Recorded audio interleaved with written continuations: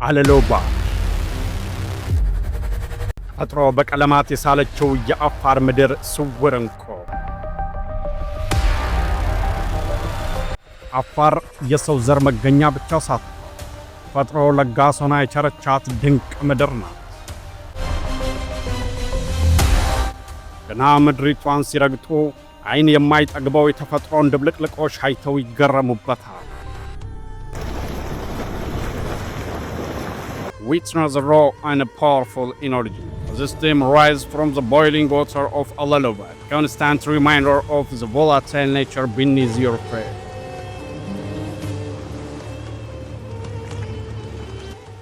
And we're visiting incredible geological sites like this one behind us.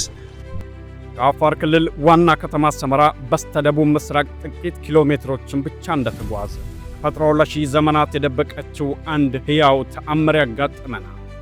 አለሎባ የሰው ልጅ ምናብ ሊስለው ከሚችለው በላይ የረቀቀ በበረሃው እምብርት ላይ የበቀለ የቀለማት ድግስ። አለሎባ ተራ የፍል ውሃ መገኛ ብቻ አይደለም። 8 የተለያዩ ቀለማት ያሏቸው ምንጮች በአንድ ስፍራ የሚፈልቁበት ምድር ለዓይን የሚማርክ ጥበቧን የዘረጋችበት ድንቅ መዳረሻም። አንዱ ምንጭ እንደ ሰማይ ሰማያዊ ሲሆን ሌላኛው እንደ ወርቅ ያበራል፣ ሌላው ደግሞ እንደ ደም ቀልቶ ይታያል። ይህ ስፍራ በውስጡ የያዘው ተቃርኖም እጅግ ያስደንቃል። በአንድ በኩል እሳት የሚተፋል የሚንተከተክ ሞቃታማ ውሃ ሲገኝ፣ በሌላ በኩል ደግሞ ነፍስን የሚያረካ ቀዝቃዛ ምንጭ ጎን ለጎን ይፈሳል።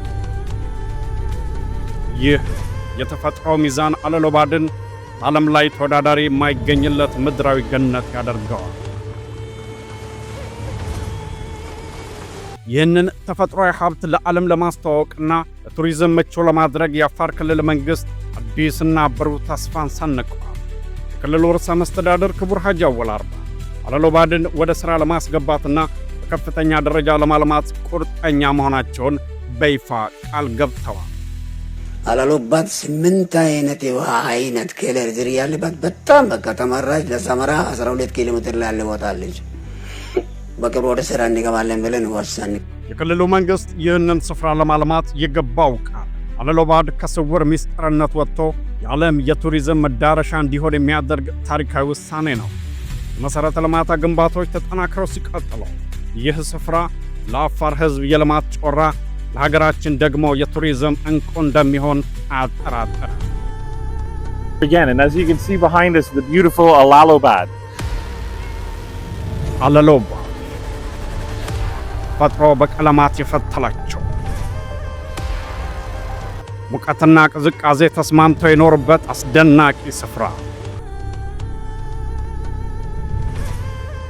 ይህንን ድንቅ ተአምር ለመመልከትና በተፈጥሮ ምስጢር ለመደመም አለሎባድ ቀዳሚ ምርጫው እንዲሆን እንጋብዛለን። የኢትዮጵያ አዲሱ የቱሪዝም ገጽታ በአፋር ምድር ደምቆ እየበራ ነው። ይምጡ፣ ይጎብኙ። ቪዚት አፋር።